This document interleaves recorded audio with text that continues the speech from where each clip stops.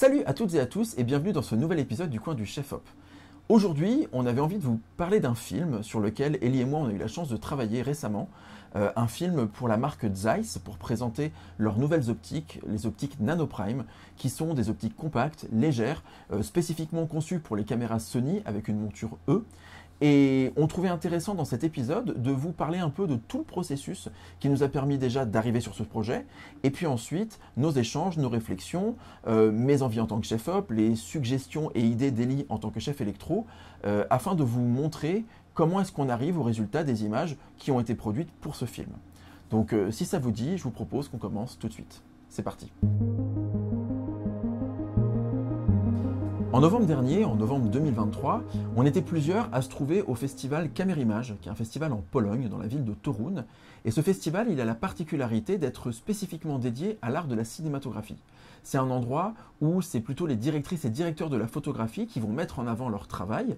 Alors évidemment que les réalisateurs gagnent aussi des prix dans les compétitions, parce qu'il y a une compétition de films de long métrage, il va y avoir du documentaire, des clips vidéo, mais c'est surtout chefs opératrices, chefs opérateurs qui vont vraiment pouvoir mettre en avant leur travail, et c'est la qualité de l'image qui est avant tout récompensée dans ce festival. Ce qui est intéressant, c'est qu'au Camérimage, il y a aussi un marché professionnel qui est assez riche, où vous allez trouver tous les fabricants de matériel qui nous permettent de faire nos films. Donc fabricants de caméras, d'optiques, de projecteurs, de machinerie, de drones, etc., etc. Tout ce qui peut nous permettre de réaliser nos projets à venir. Ce qui est intéressant, c'est que quand on va au Camérimage, on va évidemment voir des films, mais on va aussi passer pas mal de temps dans ce marché professionnel. Ça nous permet de rencontrer des gens, ça permet évidemment d'étendre notre réseau, c'est la réalité de notre métier. Vous rencontrez des gens qui deviennent à certains moments peut-être des partenaires. Et c'est à cette occasion qu'on a retrouvé le stand de Zeiss. Zeiss, c'est des gens avec qui on travaille régulièrement, on fait des films avec leurs optiques, c'est des gens avec qui on échange beaucoup sur notre métier, sur nos besoins, etc. Donc on a une vraie relation de confiance, on a un vrai échange avec les gens de chez Zeiss, comme chez d'autres fabricants. Et à cette occasion, il y a Christophe Cazenave, qui est le chef de produit de Zeiss Cinéma, qui m'a proposé d'essayer des optiques dont je ne connaissais pas encore l'existence, et qui m'a donné rendez-vous le lendemain avec Christophe Ries, qui est le responsable de la communication chez Zeiss Cinématographie également. Et donc, j'ai découvert des optiques toutes légères, les fameuses Nanoprime, avec la monture E, et j'ai passé 1 heure avec 2-3 projecteurs. Christophe qui ont eu la gentillesse d'être devant la caméra, que je puisse faire des tests images, etc. Ce qui est intéressant, c'est qu'à l'issue de cette petite heure d'essai, Christophe Cazenave m'a indiqué qu'il cherchait des directrices et directeurs de la photographie pour faire des films afin de présenter justement ces optiques, leur rendu en images, etc.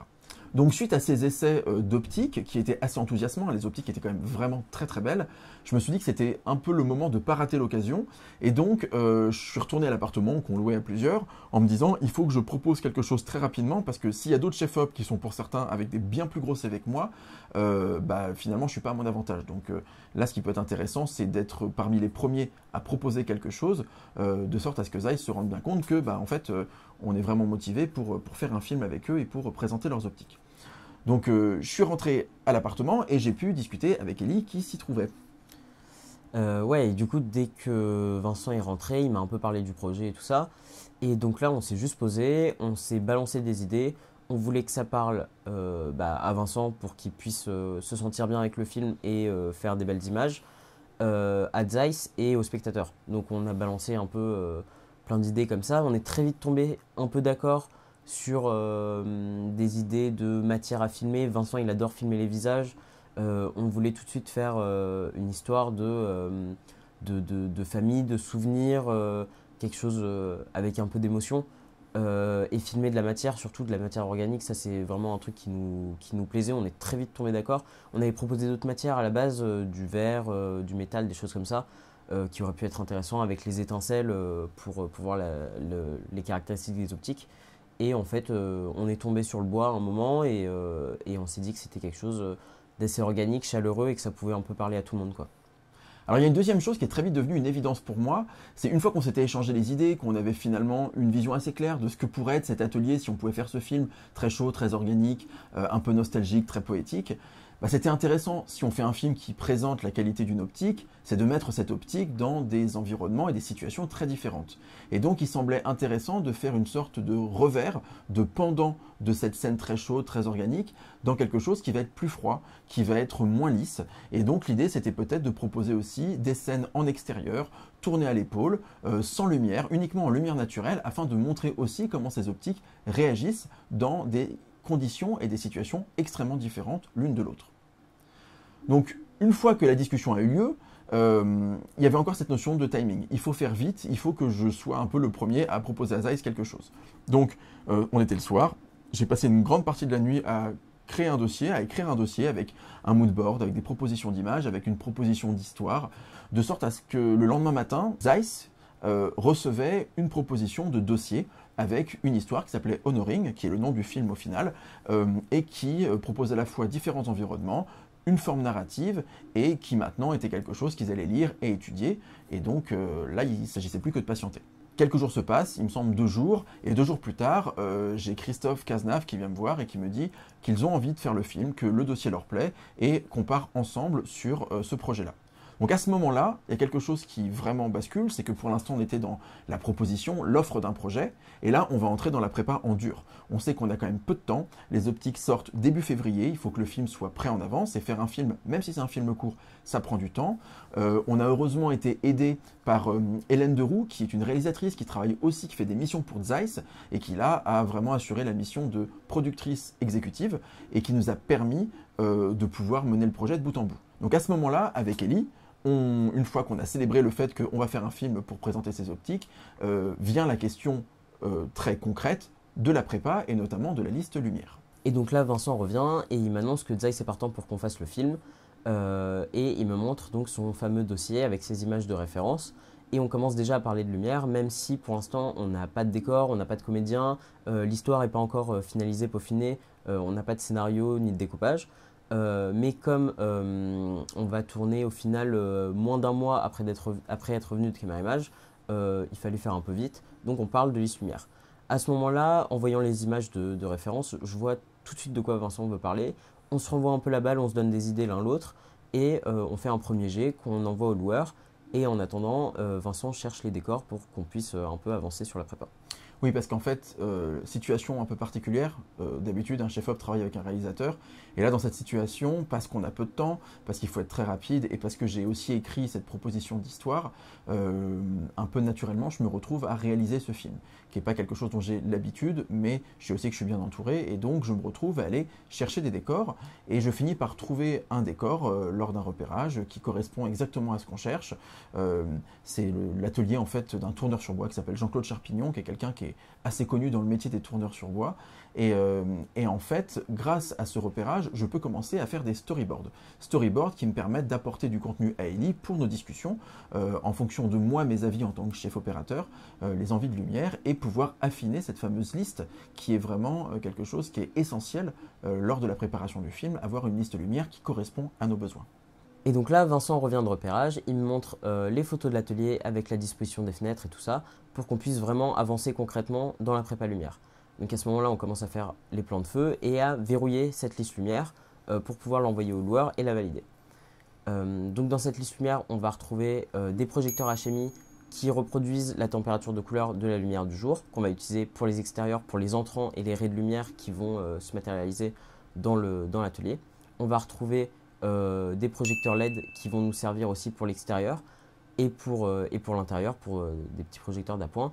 On va parler aussi beaucoup de lampes de jeu. On va prendre des ampoules tungstène pour plein de lampes de jeu un peu parsemées partout dans le décor. Et des petits projecteurs tungstène qu'on va utiliser un peu pareil ponctuellement sur des petites zones de l'image ou en réflexion dans des toiles de musseline, ce qu'on a beaucoup fait en intérieur. Alors après encore une dizaine de jours de pré-production, de préparation qui ne concerne pas que l'image, on se retrouve à la mi-décembre et on a 2 jours de tournage, dont une journée dans cet atelier. Il faut savoir que quand on filme une séquence, on va commencer par filmer le plan large. On va éclairer le plan large et après, s'il y a besoin, on se rapprochera des comédiens ou des sujets. On affinera à ce moment-là des petites choses si on veut faire un gros plan. Mais le plan large nous permet à la fois de motiver l'ambiance, de comprendre comment est éclairé le décor, d'où vient la lumière, etc. Donc pour cet atelier, on a commencé par éclairer le fameux plan large et on a commencé notamment par les plans et la lumière venant de l'extérieur. Donc pour éclairer tout l'extérieur, puisque la façade est orientée sud-ouest et que le soleil bouge tout au long de la journée, pour construire la lumière qu'on voulait et sans avoir de problème de raccord, on a choisi de bloquer toute la lumière du soleil avec un sas de borgnole. Donc on a vraiment construit une cage autour des fenêtres et après on a vraiment construit à partir de là la lumière à l'intérieur du sas. Donc là-dedans on avait en projecteur HMI pour faire les rayons de lumière, on avait un alpha 2,5 kg qu'on a utilisé sans lentille de Fresnel mais qui peut aussi être utilisé avec une lentille spot ou une lentille wide en Fresnel.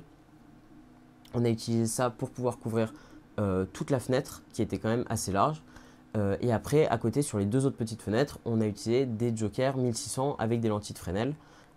Après ça, on a choisi de prendre 4 vortex 8 qu'on a fait réfléchir dans du muslin qui était accroché à la cage de borgnole pour pouvoir créer une espèce d'ambiance un peu plus froide, comme le ferait naturellement le ciel bleu qui est une autre source de lumière que le soleil. Et donc là, tous les projecteurs en extérieur sont installés. On a rajouté du quart de CTO sur tous les projecteurs puisque la caméra était en 5006 et qu'on voulait des entrants de lumière un peu plus chauds. On les a ajustés comme on voulait et ensuite on a vraiment pu passer à la lumière en intérieur. À ce moment-là, on a allumé toutes les lampes de jeu, on a rajouté des ampoules tungstène partout et on a ajusté les intensités en fonction de ce qu'on voulait plus accentuer dans l'image ou non. À ce moment-là, l'image était prête, il restait juste un dernier truc, c'était accentuer vraiment les raies de lumière qui arrivaient dans la pièce. Et donc on a mis un petit niveau de machine à brouillard pour permettre ça. Voilà, donc une fois qu'on avait notre image, pour pouvoir justement aller entrer dans l'histoire, parce qu'on est au tout début du film, j'ai décidé de mettre la caméra sur un travelling, une sorte de gros slider, et donc on a pu vraiment faire ce mouvement avec une optique assez grande, hein, c'était le 18 mm, donc c'est l'optique la plus large de cette série d'optiques, et donc du coup on a très gentiment poussé la caméra vers l'avant, alors que le personnage du grand-père entrait dans le champ, et ça permettait de faire entrer le spectateur dans cet univers. Une fois qu'on a fait ça, on va présenter bientôt la petite fille, donc on passe au contre-champ et donc on retourne la caméra à 180 degrés.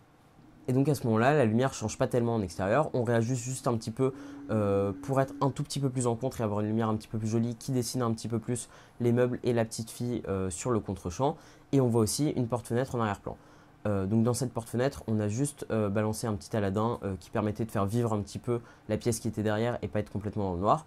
Et puisque la petite fille rentrait aussi, ce qu'on n'avait pas sur le champ, on n'avait pas de visage sur le champ. Du coup, sur ce contre-champ avec la petite fille, on a rajouté un 650 qui tapait dans un cadre 120 équipé d'une toile écrue, un muslin unbleached, pour pouvoir juste réajuster un peu le niveau sur son visage.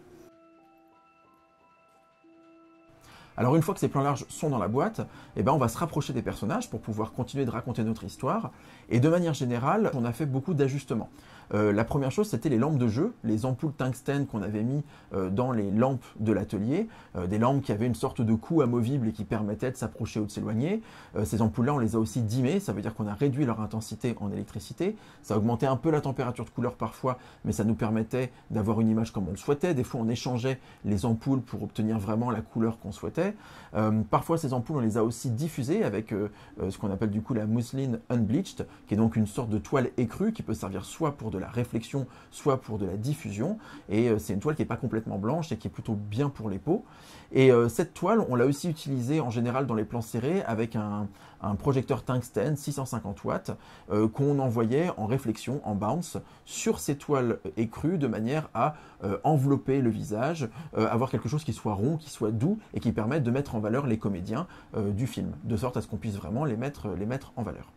Alors là, dans la vidéo, vous avez quelques aperçus des plans feu. Si vous souhaitez obtenir les plans feu intégralement de ce film, de ce tournage, pour tout ce que sont les scènes de l'atelier, vous pourrez les trouver sur le compte Instagram du coin du chef-op.